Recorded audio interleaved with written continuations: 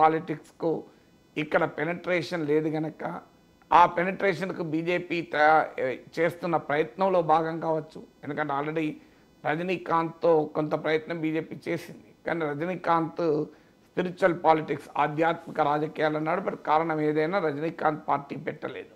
ఒక దశలో రజనీకాంత్ పార్టీ పెడతాడు, రజనీకాంత్తో కలిసి బీజేపీ ఉంటుందని కూడా అన్నారు. సో అందువల్ల ఆ వ్యూహం బీజేపీకి ఉంటే ఉండొచ్చు. ఎందుకంటే నార్త్ ఇండియాలో హిందుత్వ ప్రభావం ఉన్నంతగా సౌత్లో ఉండదు. సౌత్లో ఉన్న లాంగ్వేజ్, ఈ కల్చరు డిఫరెంట్ హిందుత్వ పాలిటిక్స్కు. అయితే సౌత్లో ఉన్నది సినిమా ప్రభావం ఎక్కువ కనుక సినిమా వాళ్ళని ఉపయోగించుకొని తమ పొలిటికల్ ఐడియాలజికల్ స్ప్రెడ్ కోసం బీజేపీ ప్రయత్నించవచ్చు. అందులో భాగంగా పవన్ కళ్యాణ్ అంటున్నాడా, లేదా పవన్ కళ్యాణ్ సొంతగానే అంటున్నాడా, ఇవన్నీ మనకు కొంతకాలమే తప్ప తెలియదు. Right sir.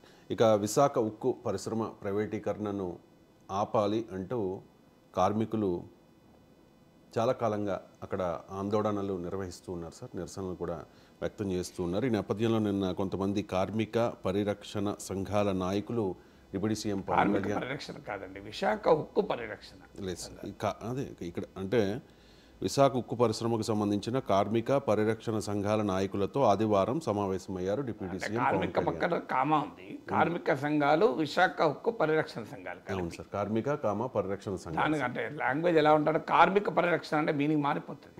స్టీల్ ప్లాంట్ పరిరక్షణ కాదు, అప్పుడు కార్మికుల పరిరక్షణ. అవును సార్. రాముడితో కపివరుండి ఇట్లని అన్నట్టు, రాముడితో కపివరుండి ఇట్లని అన్నదానికి ఆ కాని ఇటుపట్టుకొచ్చినటువంటి రాముడితో కపివరుండి ఇట్లని అని అంటారు. అవును సార్. అందువల్ల మీరు చూడండి, నా అంచనా కామా ఉండాలి కార్మిక పరిరక్షణ. ఉంది సార్, కామా ఉంది. కార్మిక కామా అంటే తెలుగు గ్రామర్ ప్రకారం ఏంటంటే కార్మిక సంఘాలు పరిరక్షణ సంఘాలు కలిసి చేస్తున్నాయి. కార్మిక మరియు పరిరక్షణ సంఘాలు మరియు ఎలక్ట్రానిక్ మీడియాలో మరియు ఉండదు, మరియు వాడము మరియు దృష్ట్యా యొక్క ఇవన్నీ వాడకూడదు. సో అంటే మీకు ఉదాహరణ చెప్తాను. ఒకసారి ఒక ఎడిటరు బడును అన్న పదం వాడకూడదు అని ఇన్స్ట్రక్షన్లు ఇవ్వాలి. అండ్ దానికి నోటీస్ ఇచ్చాడు, బడు అన్న పదాన్ని వాడబడరాదు అని. సో ఆయనే వాడొద్దని చెప్పుకుంటూ వాడబడరాదు అన్నాడట. అలా ఉంటుంది లాంగ్వేజ్. సో అందువల్ల అక్కడ ఆ విశాఖ ఉక్కు పరిరక్షణ సంఘాలు ఉన్నాయి, విశాఖ ఉక్కు కార్మిక సంఘాలు. కార్మిక సంఘాలేమో కార్మికులే ఉంటారు, పరిరక్షణ సంఘాల్లోమో విస్తృత పౌర సమాజంతో కలిపి ఏర్పాటు చేసిన సంఘాలు. అందువల్ల అవన్నీ కలిపి చేసిన యాక్టివిటీ. కార్మిక పరిరక్షణ అంటే లేబర్ వెల్ఫేర్ అవుతుంది. అవును sir. Let me ask you sir, అంటే ఒక ప్రపోజల్స్ 4 ప్రపోజల్స్ పెట్టారు సార్ కేంద్రానికి. వారి ఆందోళనను కేంద్రం దృష్టికి తీసుకెళ్తానంటూ కూడా ఆ కార్మిక పరిరక్షణ సంఘాల నాయకులకు హామీ ఇచ్చారు సార్ పవన్ కళ్యాణ్. ఆ 4 ప్రపోజల్స్ ఒకసారి చదువుతాను. కేంద్ర ప్రభుత్వానికి తెలియజేయాల్సిన 4 అంశాలతో నివేదిక రూపొందించినట్లు ఉప ముఖ్యమంత్రి కార్యాలయం తెలిపింది. 1. విశాఖ ఉక్కుకు సొంత గనులు కేటాయించడంతో పాటు వర్కింగ్ క్యాపిటల్ సమకూర్చాలి, సెయిల్లో విలీనం చేయాలి. ఎన్ఎండిసి నగర్నార్ స్టీల్స్లో విశాఖ ఉక్కును విలీనం చేయాలి. నాన్ స్ట్రాటజిక్ ప్లాన్ నుంచి స్ట్రాటజిక్ ప్లాన్ పరిధిలోకి విశాఖ ఉక్కును తీసుకోవాలి అని చెప్పి Pawan Kalyan proposal sir. And ఇంకొకటి, ఈ ఉక్కు శాఖ మంత్రి కుమారస్వామి రీసెంట్గా ప్రైవేటీకరణ ఉండదు అని క్లారిటీ ఇచ్చే ప్రయత్నం చేశారు. గతంలో కిషన్ రెడ్డి విశాఖ ఉక్కు ప్రైవేటీకరణ ఉండదు ఇప్పటికైతే అని చెప్పి ఒక కండిషన్ కూడా పెట్టిన పరిస్థితి. కానీ వాస్తవంగా ఏం జరుగుతుంది సార్ గ్రౌండ్? వాస్తవంగా ఏం జరుగుతుందంటే స్లోగా చంపేస్తున్నారు. ప్రైవేటీకరణ జరుగుతుందా లేదా తర్వాత సంగతి. కానీ దేశంలో పబ్లిక్ సెక్టార్ ప్రైవేటీకరణ చేసిన చోటల్లా చేసింది అదే. దాని స్లో డెత్, దాన్ని దివాలా తీసిన తర్వాత కారు చౌకగా అమ్మేస్తారు. ఇది భారతదేశంలో ప్రభుత్వంగా డిస్ఇన్వెస్ట్మెంట్ చరిత్ర. మీరు ఏ కంపెనీ అయినా తీసుకోండి, హిస్టరీ ఇదే. చాలా విలువైనటువంటి ప్రభుత్వ ఆస్తుల్ని చాలా కారు చౌకగా బడా పారిశ్రామికవేత్తలకు ఈవెన్ ఇనుప తుక్కు అమ్మితే వచ్చే ధరకు కూడా రాకుండా అమ్మిన సందర్భాలు అనేకం ఉన్నాయి. ఇప్పుడు విశాఖ ఉక్కు కూడా బహుశా ఆగతి పట్టించేటువంటి ఆలోచనలో ఉన్నారు. మనం గతంలో ఇలాంటి ఉదాహరణలు చాలా చూసాము. ఎందుకంటున్నామంటే విశాఖ ఉక్కు మీరు ప్రైవేటీకరణ తర్వాత సంగతి. ఇప్పుడు విశాఖ ఉక్కును పరిరక్షించాలంటే ఏం చేయాలి? సో ఫండమెంటల్గా సొంత గనులు, ఇది ఎప్పటి నుంచో చెప్తున్న అంశాలే, ఇప్పుడు కాదు. సొంత గనులకు లేకపోవడం. ఇవాళ దేశంలో ఉన్న అన్ని ప్రైవేటు స్టీల్ కంపెనీలకు కూడా సొంత గనులు ఉన్నాయి. మరి విశాఖ ఉక్కు ప్రభుత్వ రంగ కంపెనీ, ఉక్కు గనులు ఒకే మంత్రి చేతిలో ఉంటుంది. ఇప్పుడు స్టీల్ ప్లాంట్ ఎవరి ఏ మంత్రి కింద ఉంటుందో గనులు కూడా అదే మంత్రి కిందనే ఉంటుంది, తేడా ఏమీ లేదు. అంటే ఒకే మినిస్టర్ దగ్గర రెండు ఉంటాయి, కానీ ఇటు నుంచి అటు ఇవ్వరు. సో మనకు పెద్ద పెద్ద టాటాలకు మిట్టళ్లకు గనులు ఇచ్చినప్పుడు ఎందుకు మరి విశాఖ ఉక్కు కిందకి ఇవ్వరు? ఇది కొన్ని దశాబ్దాల డిమాండ్. తెలుగు ఎంపీల చాతకానితనానికి ఇది ఒక నిలువెత్తు నిదర్శనం. ఎందుకంటే అన్ఫార్చునేట్ ఏంటంటే ఆంధ్రప్రదేశ్లో చాలామంది ఎంపీలలో పెద్ద పెద్ద వ్యాపారవేత్తలు కూడా ఉన్నారు. వాళ్ళకి అర్థం కావాలి కదా ఎందుకు మరి ఈ గనిబడలేదు. ఎందుకంటే వ్యాపారవేత్తలకు ఏంటంటే వారి వ్యాపార ప్రయోజనాల వల్ల కేంద్ర ప్రభుత్వంతో కొట్లాడలేరు, ధైర్యం చాలదు. ఎందుకంటే కేంద్ర ప్రభుత్వం ఊకోదు కదా వాళ్ళు కొట్లాడితే. ఈ విమర్శ ఆంధ్రప్రదేశ్ రాజకీయాలపైన ఉంది. తెలంగాణలో లేరా అంటే తెలంగాణలో కూడా ఉండొచ్చు, కానీ ఆంధ్రప్రదేశ్లో ఈ ధోరణి ఎక్కువగా ఉంది. సో అందువల్ల వేల కోట్ల వ్యాపారం చేసేవాళ్ళు కేంద్ర ప్రభుత్వం పైన నిలదీసి పోరాడే పరిస్థితి ఉంటుందా? సో పోరాడితే ఏం జరుగుతుందో గల్లా జయదేవ్ చెప్పాడు కూడా కదా, నాకు కేంద్ర ప్రభుత్వం రాష్ట్ర ప్రభుత్వాల ఒత్తిళ్ల వల్ల రాజకీయాలే వదిలేసి వ్యాపారం చూసుకుంటున్నా అన్నడా లేదా గల్లా జయదేవ్? సో అందరూ గల్లా జయదేవ్ లాగా ఉండకపోవచ్చు. సో గల్లా జయదేవ్ ఓపెన్గా చెప్పాడు, నా వ్యాపారాల మీద ఒత్తిడి వస్తుంది, కేంద్ర రాష్ట్రాన్ని కూడా చెప్పాడు, ఎగ్జాంపుల్తో స్పెసిఫిక్గా చెప్పాడు. అందువల్ల విశాఖ ఉక్కుకు మొదటి నుంచి అడుగుతున్నది ఒకటి, మీరు ప్రైవేట్ స్టీల్ కంపెనీలకు గనులు ఇచ్చినప్పుడు విశాఖ ఎందుకు ఇవ్వరు?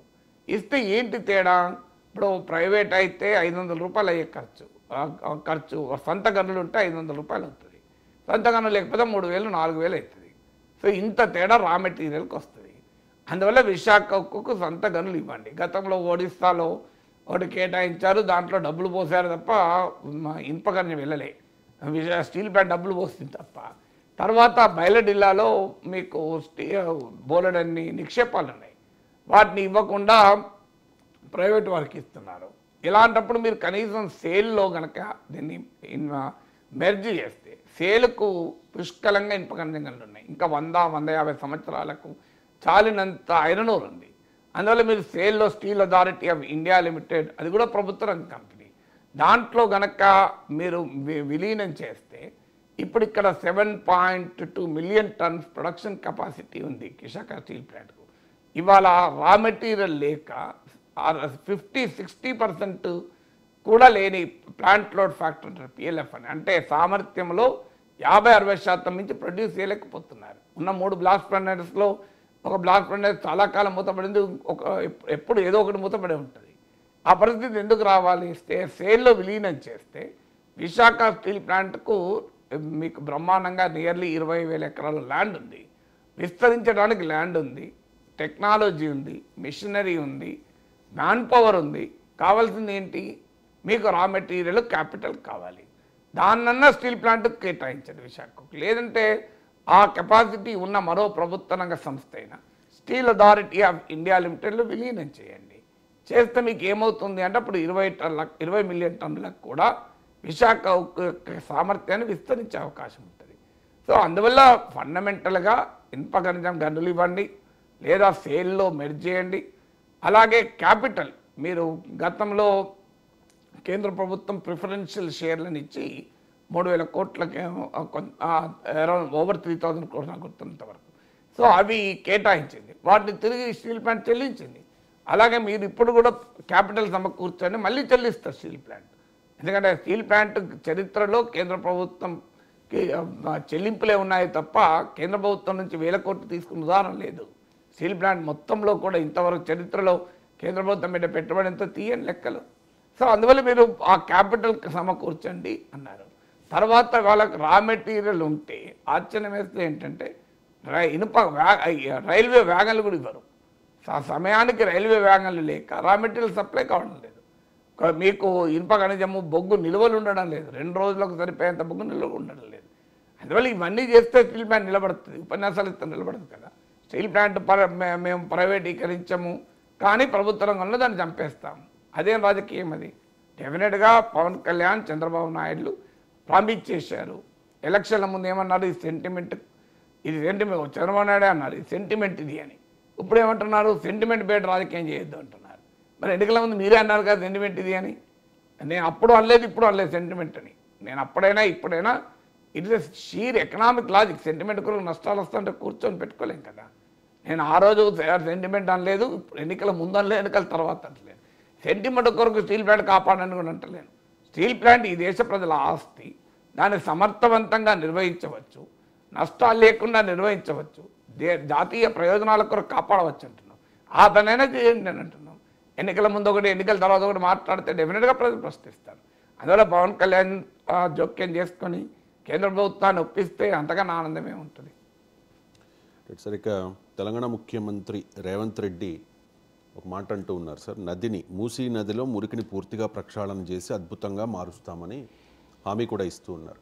భవిష్యత్తులో బిడ్డలకు మూసీ పేరు పెట్టుకునేలా అంత సుందరీకరిస్తాం, అంత పవిత్రంగా చేస్తామని కూడా కామెంట్ చేస్తే ఈటెల రాజేందర్ ఒక కామెంట్ చేశారు, మూసీ ప్రక్షాళనకు 1,50,000 కోట్లు ఎందుకు అని చెప్పి. వాస్తవంగా అక్కడ రోడ్ మ్యాప్ ఇవ్వాలి, రోడ్ మ్యాప్ ఇవ్వకుండా